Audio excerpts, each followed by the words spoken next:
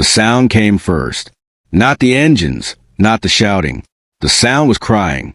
Deep, broken crying. It cut through the quiet street just as 5 black SUVs rolled to a slow stop in front of a small, cracked house with a leaking roof. Dust rose into the air.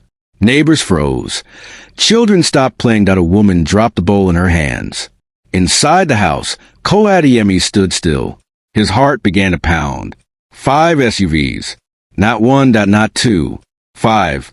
Men in dark suits stepped out. Their shoes were clean.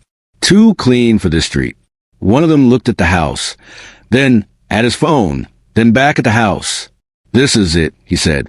Kola swallowed hard, because he was a poor construction worker. And nothing like this ever came to people like him. Before we continue, where are you watching from? Drop your country in the comments. And don't forget to like this video if you love powerful stories like this. Because what brought those SUVs to Kola's house started with a crying waitress and a choice that changed everything. And Kola had no idea that the people outside were not here by mistake. They were here because of him. But he didn't know that yet. Kola's day always began the same way. Before the sun rose, before the street woke up, he tied his worn boots with hands rough from cement and iron rods. His shirt had faded from too many washes. His lunch was a small nylon bag with Gary and groundnuts. That was his life. No complaints and dreams too big. Just survival. Kola worked at a construction site near a busy road, 12 hours a day, sometimes more. He mixed cement until his arms burned. He climbed scaffolding that shook in the wind. The pay? Small, but it fed him and paid the rent for his one-room house. That night, after work, Kola was walking home when he heard it, crying, soft at first, then louder. He stopped. People passed by. Some glanced. Others ignored it completely. Kola followed the sound. Behind a small roadside restaurant, he saw her, a young woman in a faded apron. Her hair was messy. Her face was buried in her hands. Her shoulders shook as she cried. She was sitting on the ground, alone. Kola hesitated. It's not my business, he thought, but his feet didn't move. Are you okay? He asked quietly. She looked up. Her eyes were red.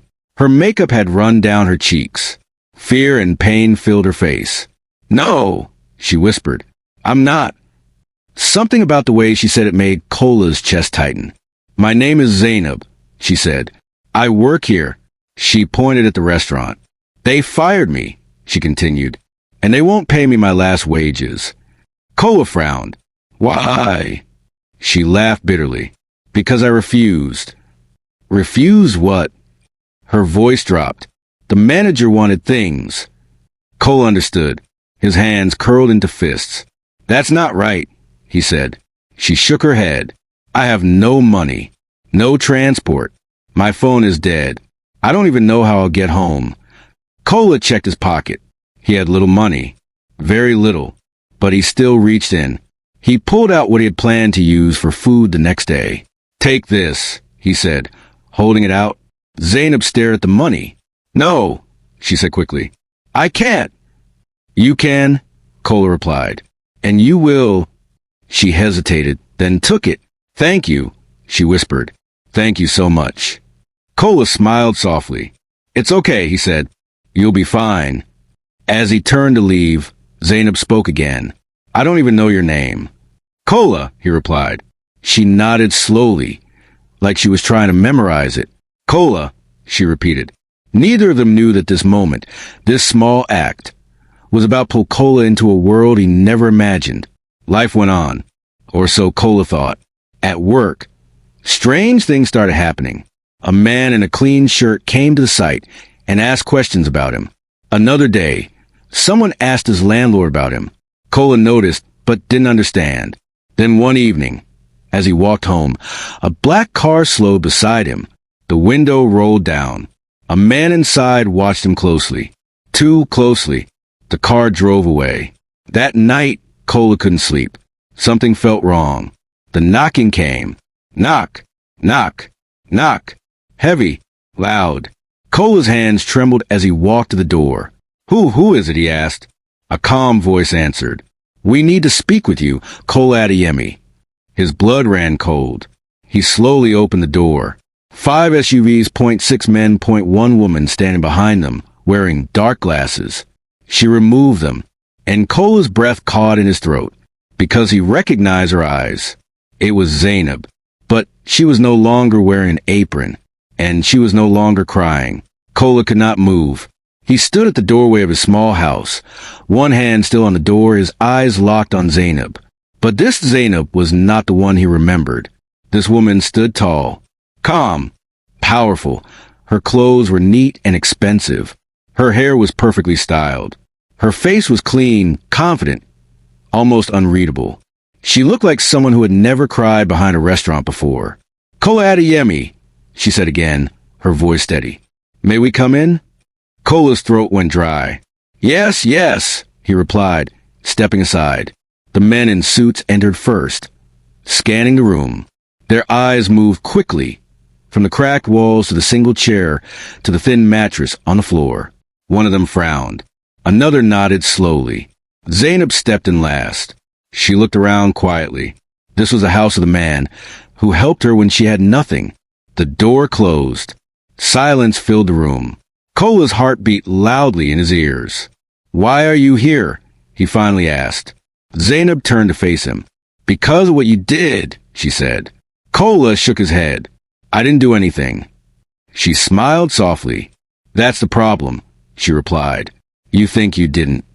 After Kola gave her the money, Zainab did not go home. She couldn't. Instead, she sat at the bus stop for hours, staring at the road. Her hands shook. Her phone was dead, but even if it wasn't, she didn't know who to call. Then a black car stopped in front of her.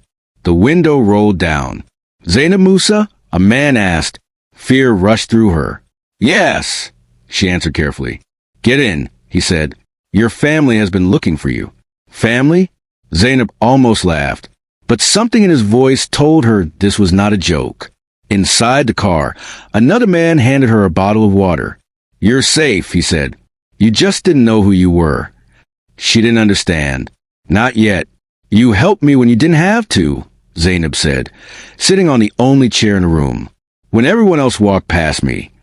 Kola rubbed his palms together. I just gave you small money, he said. Anyone could have done that. Zainab looked him straight in the eyes. No, she replied quietly. They didn't. She stood up and took a step closer. That night, she continued, I was hiding. Hiding from what? Kola asked. She took a deep breath. From my life. Zainab was not just a waitress.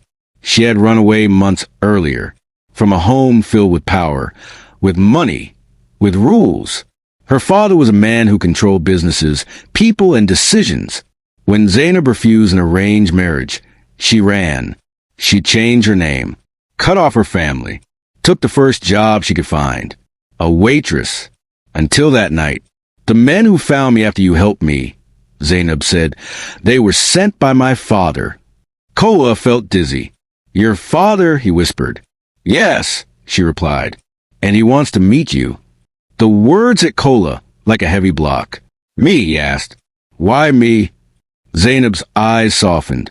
Because, she said, you passed the test without knowing it. Her father believed something strongly, that money showed who people really were. He often sent his people to watch how strangers treated his children without knowing who they were. That night, Zainab was not just a runaway. She was being watched. Hidden cameras, hidden eyes. People were watching to see who would help her. Many ignored her. Some mocked her. One man tried to touch her. Then Kola appeared, a poor construction worker, with tired eyes, empty pockets, and a kind heart.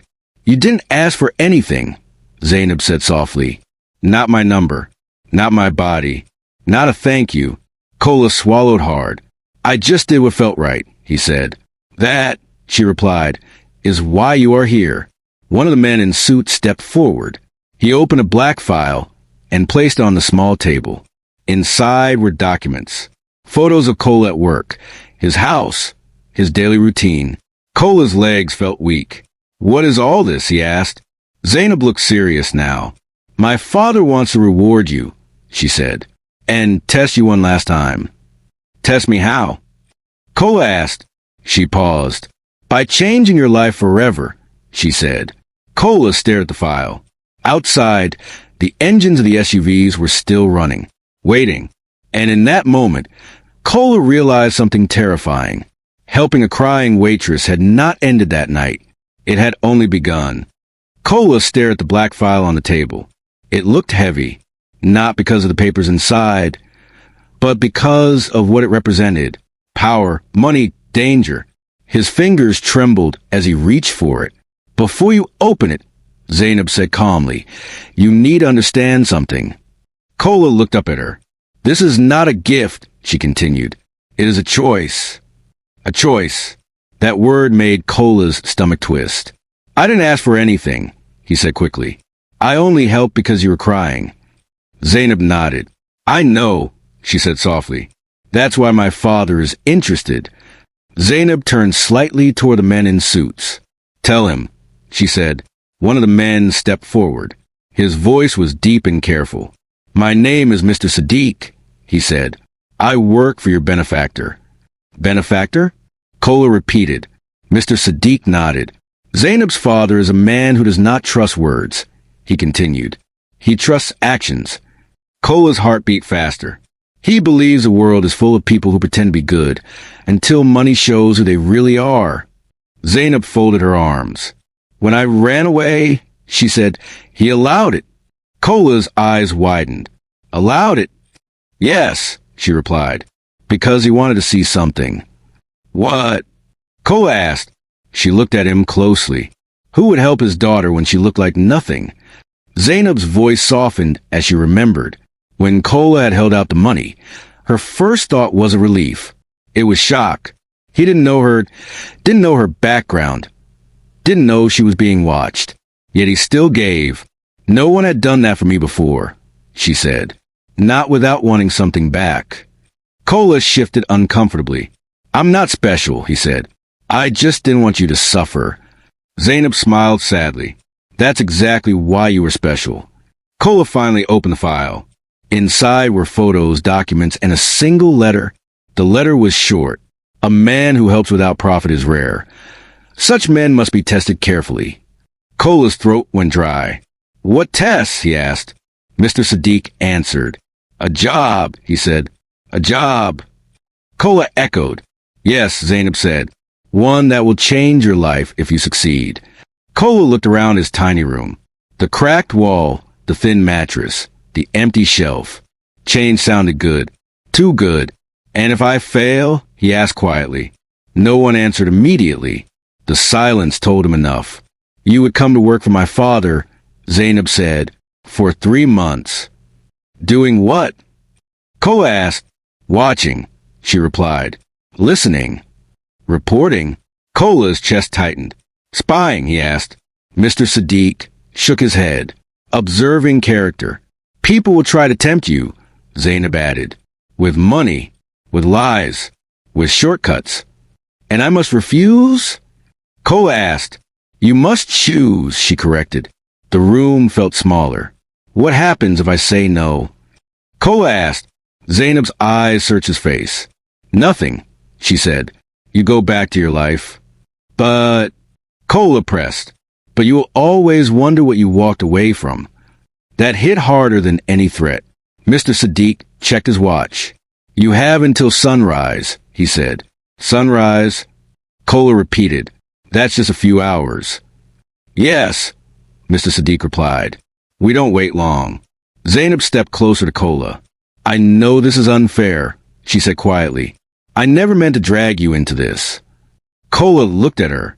The crying waitress, the powerful woman. Both were real. Why are you telling me this yourself? He asked. Because, she said, I want you to choose freely. Outside, the SUV's engine stopped. The sudden silence felt louder than noise.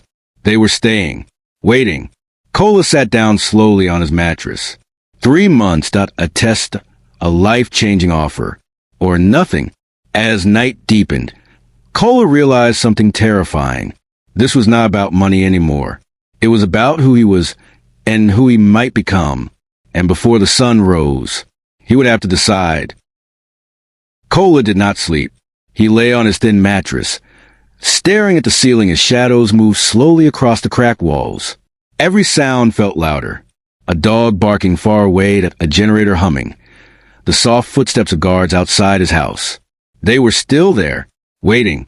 His mind replayed everything again and again. The crying waitress, the money in his hand, the file on the table, Zainab's calm eyes. 3 months. A test. Or nothing. What if this is a trap? He thought. What if saying yes destroys my life? But another thought followed quickly. What if saying no keeps me trapped in the same life forever? Kola sat up. He looked around his room. Nothing here could be taken from him, because he already had nothing. The sky slowly turned pale blue. A knock came at the door. Not loud, not aggressive, just firm. Kola stood up. His legs felt heavy as he opened the door. Zainab stood there alone. No dark glasses this time. No guard beside her. "Good morning," she said. Kola nodded. "Morning." She looked at his face. "You didn't sleep?" she said. "No," he replied. "I was thinking." She nodded slowly. "That's good," she said. "People who think before choosing usually survive." They stood facing each other in the early morning light. "Well," Zainab asked gently. Kola took a deep breath. "I don't want money," he said. "I don't want power." Zainab listened carefully. "I just want to live without shame," Kola continued, "without hurting anyone." She smiled faintly. "That answer alone tells me a lot," she said. "But—" Kola asked. "But the choice is still yours," she replied. Kola closed his eyes briefly. Then he opened them. "I will do it," he said. The words hung in the air. Zainab did not smile. She nodded. "Then it begins," she said. Minutes later, Kola stood outside his house as the SUVs started their engines. Neighbors peeked through windows. Whispers spread. "Who is he? What did he do? Is he in trouble?" Kola felt their eyes on him as he stepped into the vehicle. The door closed. The world he knew disappeared behind tinted glass. As the convoy moved, Zainab spoke. "There are rules," she said. "No phone calls without permission. No visits home. No questions about the organization."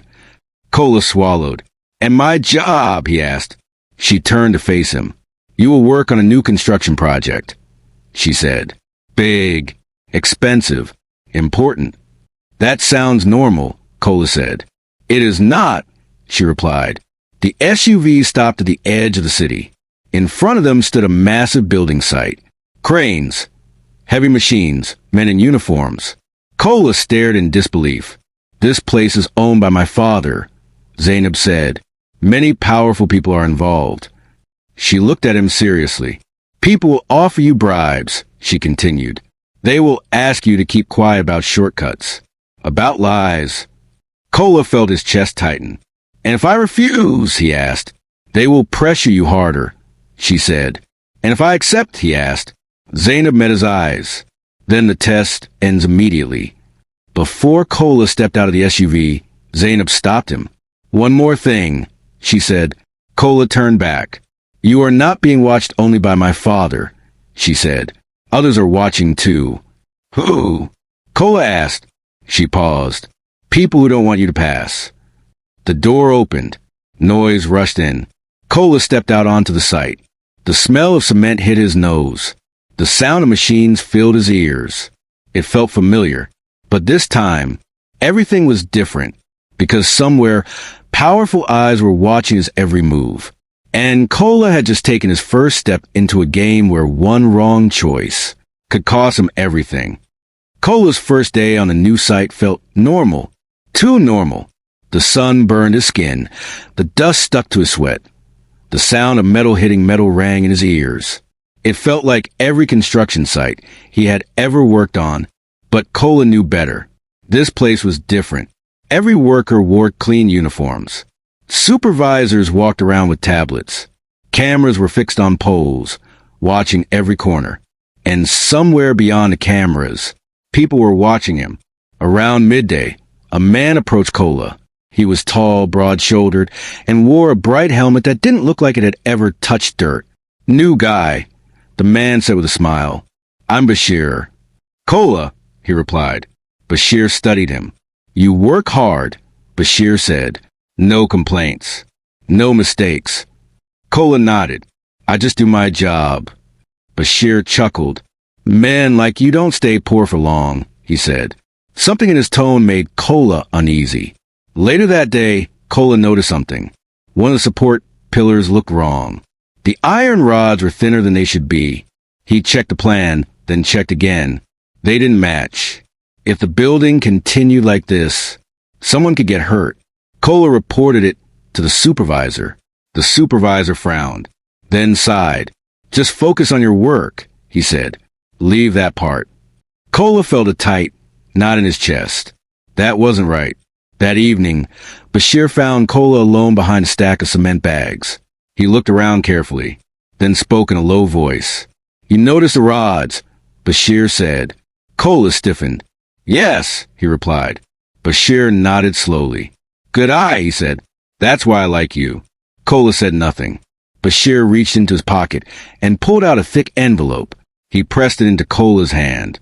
Small appreciation, he said, for keeping quiet. Kola froze. Inside the envelope was more money than he earned in 3 months. His hand shook. This is wrong, Kola whispered. Bashir's smile faded. Wrong, he repeated. This is how things work. Kola thought his empty room, his old boots, his unpaid dreams. For one moment, just one, he imagined taking it. Then he remembered Zainab's words. People will try to tempt you. He pushed the envelope back. No, Kola said firmly. Fix the rods. Bashir's face hardened. You're making a mistake, he said quietly. Maybe, Kola replied. But it's my mistake. Bashir leaned closer. You think you're being brave, he said. You're being stupid. He turned and walked away. Kola's heart pounded. He felt exposed. Watched. The next morning, Kola's assignment changed. He was moved to the hardest section of the site. No explanation. His tools went missing. Supervisors stopped answering his questions. Workers avoided him. By afternoon, his hands were bleeding. His back screamed in pain. Still, Kola worked. That night, Kola was taken back to his temporary room. On the small table lay a phone. It vibrated. A message appeared. You passed the first test. Kola exhaled deeply. But before relief could settle, another message came in. Now the real danger begins. His phone went dark. Kola sat in silence. Because he understood now. Saying no had saved his conscience, but it had painted a target on his back. Kola woke up to pain. Not the normal pain of hard work. This pain sat deep in his bones. His hands were swollen. His back felt stiff. His head throbbed like it had been hit with a hammer. He sat up slowly. For a moment, he wondered if he had made a mistake. If taking the envelope would have been easier. Then he remembered the message. You passed the first test. Kola breathed out. Whatever this was, it mattered. At the site that morning, everything felt different. Not louder, not quieter, sharper. Men whispered when he walked past. Supervisors avoided his eyes. Bashir was nowhere to be seen. Kola worked quietly, but his senses stayed alert. Then he noticed something strange. One of the cameras that usually pointed at his section had been turned away. His chest tightened. That wasn't an accident. It happened just after lunch. Kola climbed the scaffolding to adjust the frame. As he reached out, the metal shifted. Too fast. Too loose. The plank under his foot cracked. Someone shouted. Kola slipped. For a split second, his body floated in the air. Then, bam! He slammed against the side of the structure, barely holding on. His fingers burned as they gripped the edge. Below him, concrete. Death waited there. Workers rushed over, pulling him up. You almost fell, someone shouted. Kola's hands shook as he stood. He looked at the plank. It had been cut. That evening, Zainab came to see him. She didn't sit. She didn't smile. You were almost killed today, she said calmly. Kola nodded. It wasn't an accident, he replied. She studied him closely. Good, she said. You're learning. Learning what? Kola asked bitterly. That honesty makes you dangerous, she replied. Zainab finally sat down. My father's enemies hide inside his businesses, she said. They steal quietly. They lie calmly. Kola clenched his fists. And now they know about me, he said. Yes, she replied, because you refused money. She leaned forward. They don't fear strong men, she continued. They fear men who cannot be bought. That thought sent a chill through Kola. Zainab stood. There's another problem, she said. One bigger than the rods. She handed Kola a folder. Inside were photos. A truck delivering cheap cement at night. False records. Fake signatures.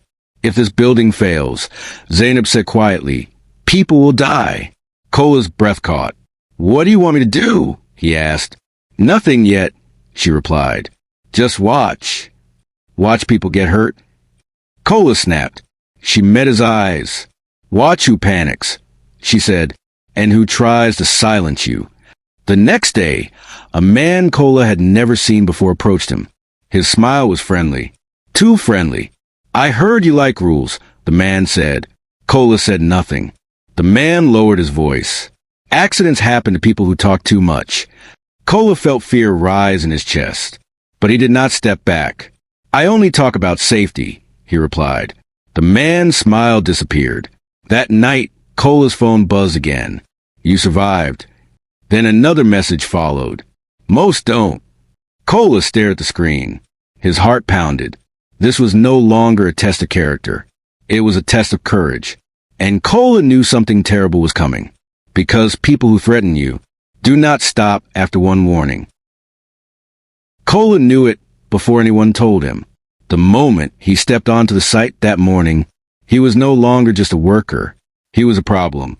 Men stopped talking when he walked past. Phones were lowered. Eyes followed him, not with respect, with fear. And fear was dangerous. Around noon, Kola was sent to the storage area. A quiet place, far from cameras, far from supervisors, too far. As he checked inventory, he noticed something wrong. The numbers didn't match. What was written on paper was not what was on the ground. Kola flipped through the files. His heart started racing. Materials were being sold off secretly. Cheap cement replaced strong ones. Fake approvals stamped over real ones. This wasn't just corruption. This was planned collapse. At the bottom of one document, Kola saw a signature. Bashir D. His stomach dropped. So Bashir wasn't just a worker. He was a leader, a middleman. Kola finally understood. Bashir wasn't angry because Kola refused money. He was afraid. That evening, Kola's phone rang. Unknown number. He answered. Stop, a voice said calmly. Stop what? Kola asked. Stop digging. The voice replied. You are not built for this. Kola tightened his grip on the phone. People could die, he said. A short laugh came through the line. People die every day, the voice replied. But men who talk too much die sooner. The call ended. The next day, something unbelievable happened. Security accused Kola of stealing tools. He was dragged into a small office. Confess, a supervisor said. I didn't steal anything, Kola replied.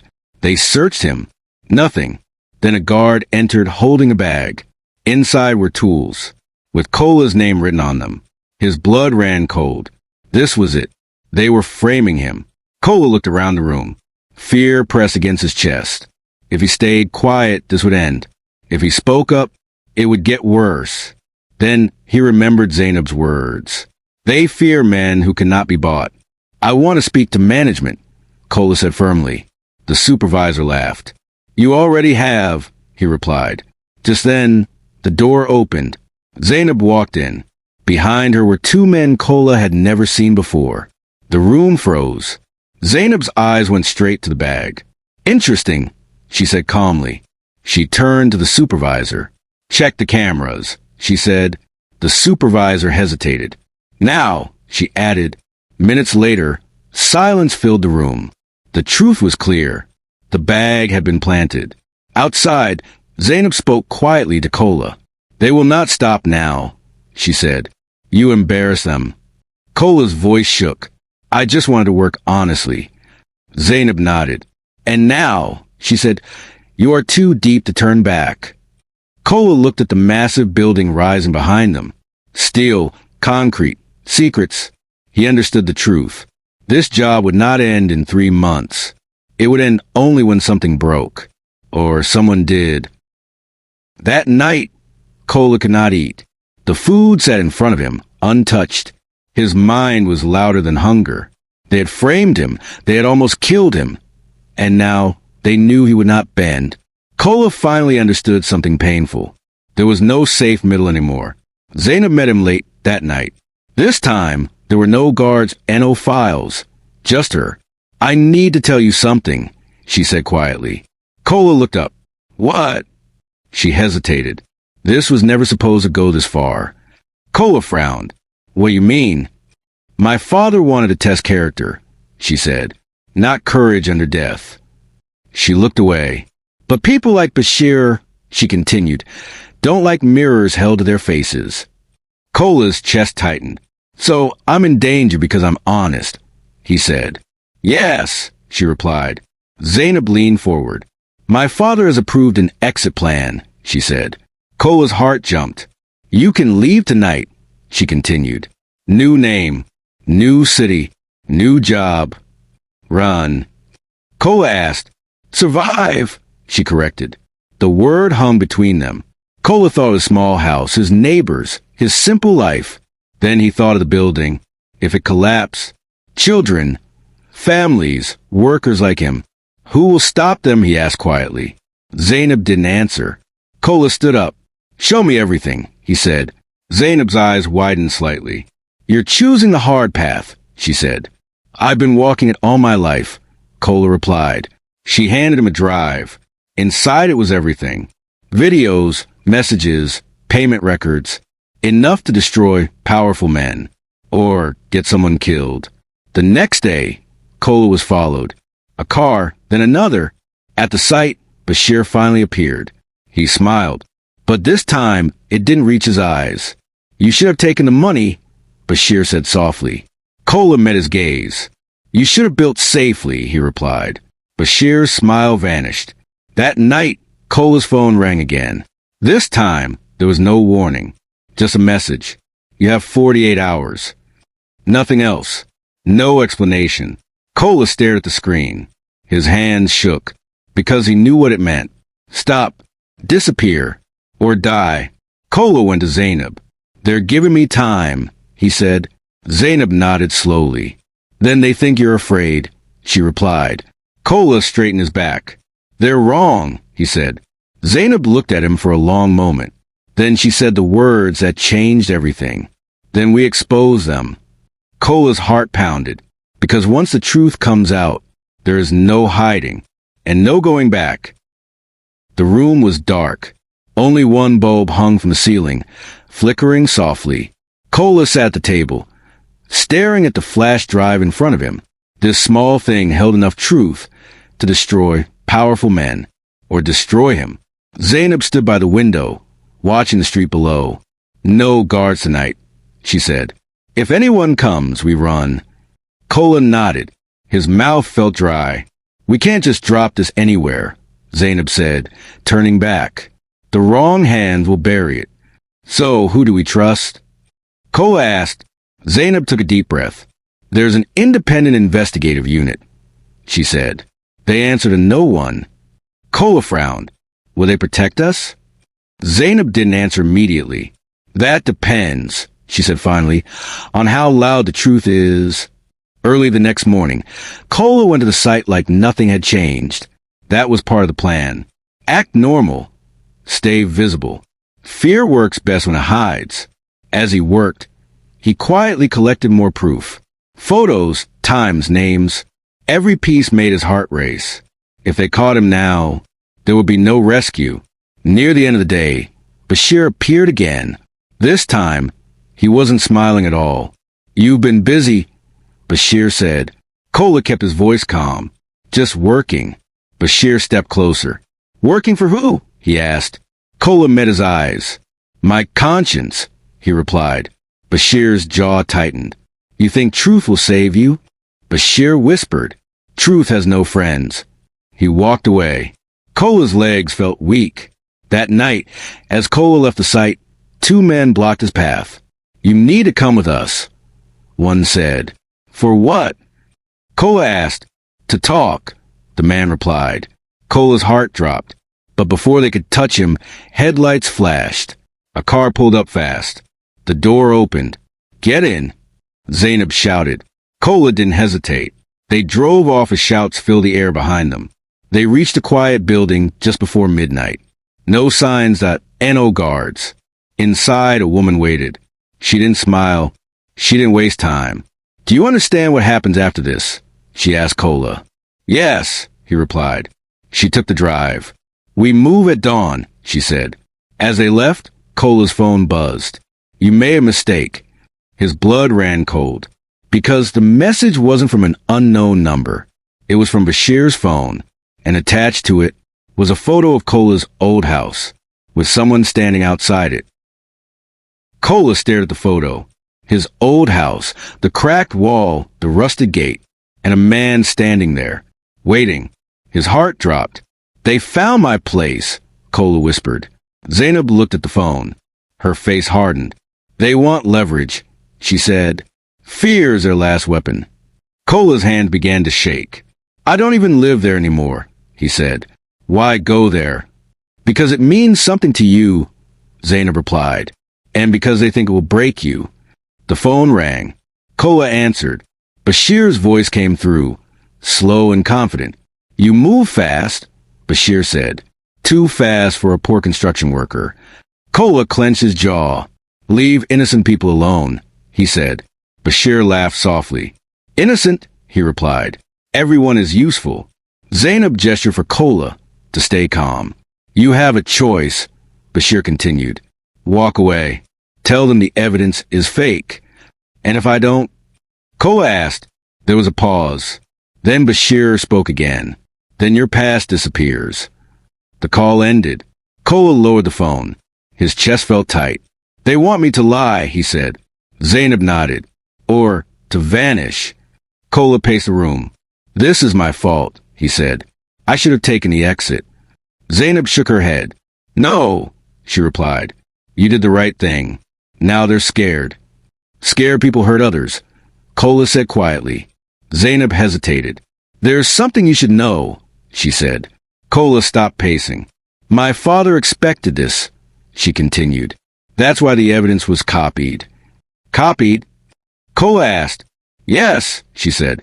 "What you handed over was only part of it." Relief washed over Kola for a moment. Then fear followed. "So they can't stop it," he said. "They can slow it," Zainab replied. "By stopping you." The next morning, news broke quietly. An anonymous tip about safety violations had reached authorities. Not enough to act. Just enough to panic the guilty. At the site, chaos spread. Supervisors shouted. Phones rang nonstop. Bashir was nowhere to be seen. Then Kola got a message. "Come alone if you want this to end." Attached was a location. An unfinished warehouse. Zainab read it. "It's a trap," she said immediately. Kola nodded. "I know." "Then don't go," she said. Kola looked at her. "If I don't," he replied, "they'll go after someone else." That evening, Kola stood outside the warehouse. The sun was setting. Shadows stretched long across the ground. Every instinct told him to run, but he walked forward. Inside, the air smelled of dust and oil. Footsteps echoed. Then Bashir stepped out of the darkness. "You should have stayed poor," Bashir said. Kola's heart pounded. "You should have built honestly," Kola replied. Bashir smiled thinly. "Let's see how brave you are without protection," he said. Behind Kola, a door slammed shut. The sound echoed like a gunshot. Kola realized something terrifying. This was not about threats anymore. This was about ending him. The door slammed shut behind Kola. The sound echoed through the empty warehouse like thunder. For a second, no one spoke. Just silence, heavy, threatening. Kola slowly turned. Four men stepped out from the shadows. Big men. Hard faces, hands already clenched. Bashir stood in front of them, calm, relaxed, like a man watching a show he had paid for. You see, Bashir said softly, this is why people like you don't last. Kola's heart pounded so hard it hurt. I told the truth, Kola said. That shouldn't be a crime. Bashir smiled. In this world, he replied, truth is expensive. Kola didn't see it coming. A fist slammed into his ribs. Pain exploded through his side.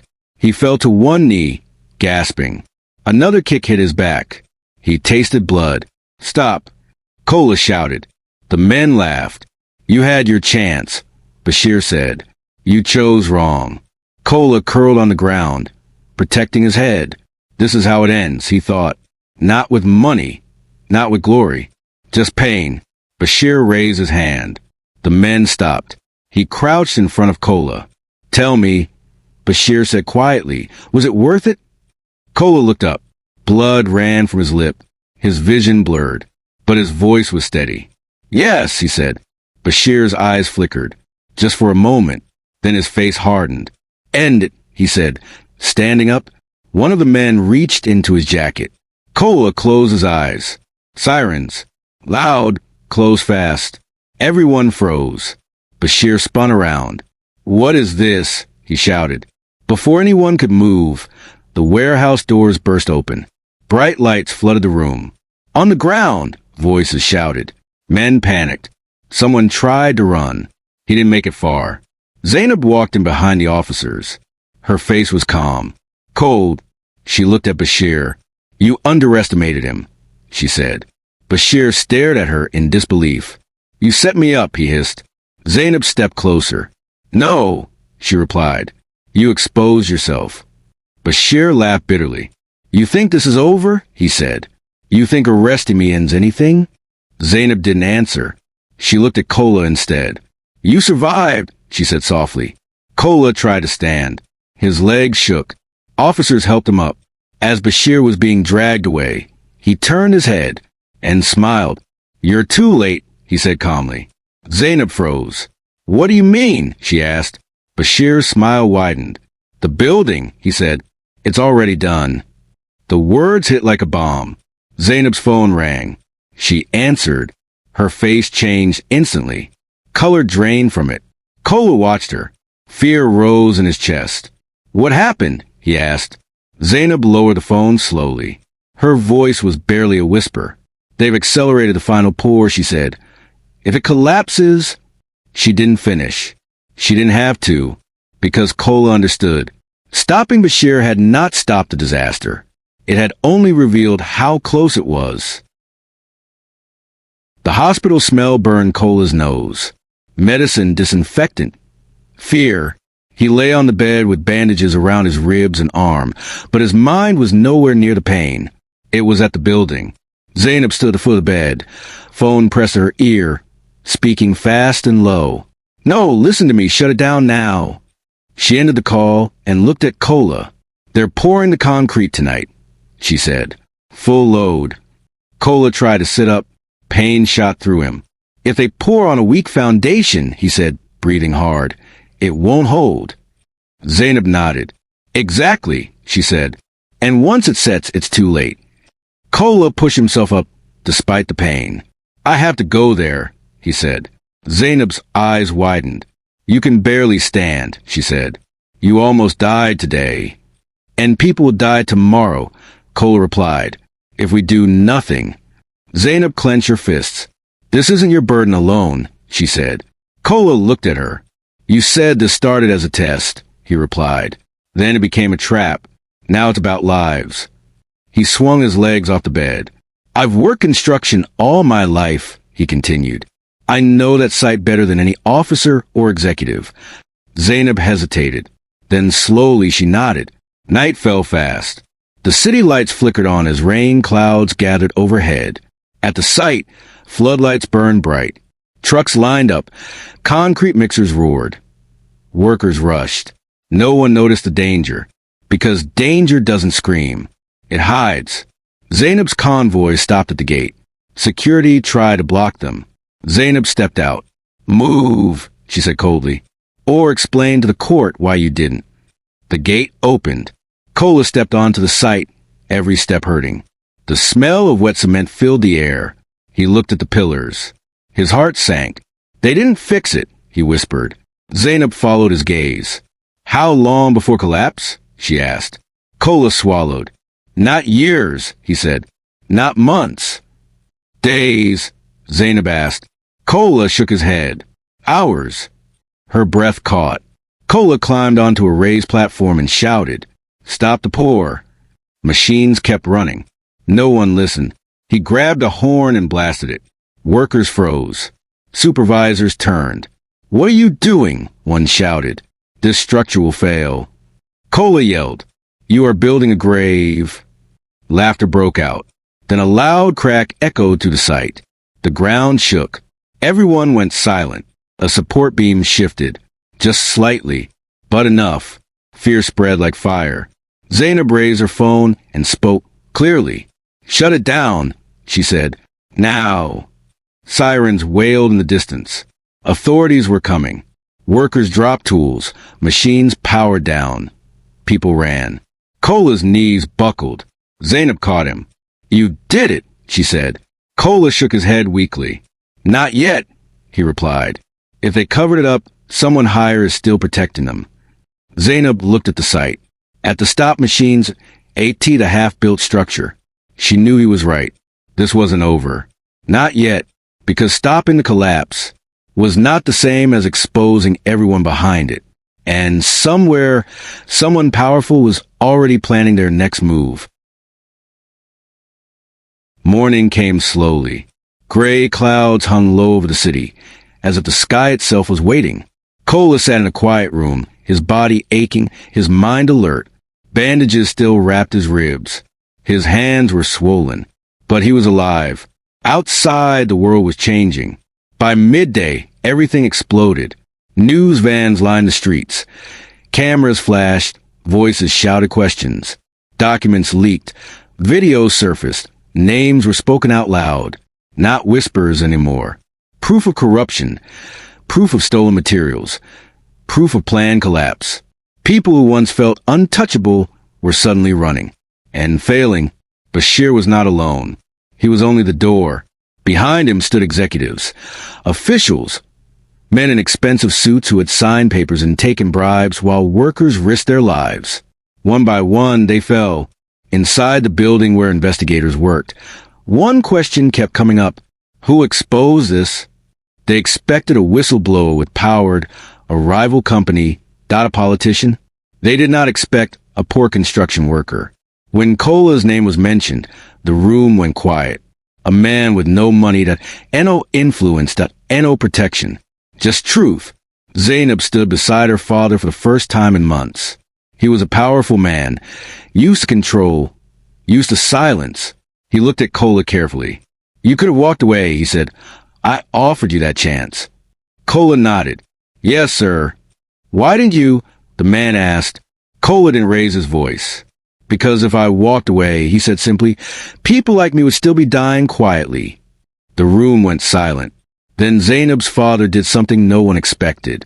He stood up and bowed his head. Kola did not become rich overnight. He did not buy mansions. He did not chase fame. But his life changed. The dangerous building was demolished, rebuilt properly, safely. New laws were enforced. And one name was added to a public safety committee. Kola Adeyemi, a man who had once mixed cement for survival, now helped protect lives. Zainab visited Kola weeks later. No guard this time. No files. Just two people sitting quietly. You saved more than a building, she said. You saved my faith in people. Kola smiled weakly. You saved me first, he replied. She shook her head. No, she said softly. You saved yourself the moment you helped a crying waitress. Some evenings, Kola still walks past construction sites. He watches carefully. He asks questions. He speaks up. And when young workers complain, he listens. Because heroes don't always wear suits. Sometimes they wear dusty boots and choose to do the right thing when no one is watching. Subscribe to this channel to support our growth. And if this story moved you, share, and tell us where you're watching from.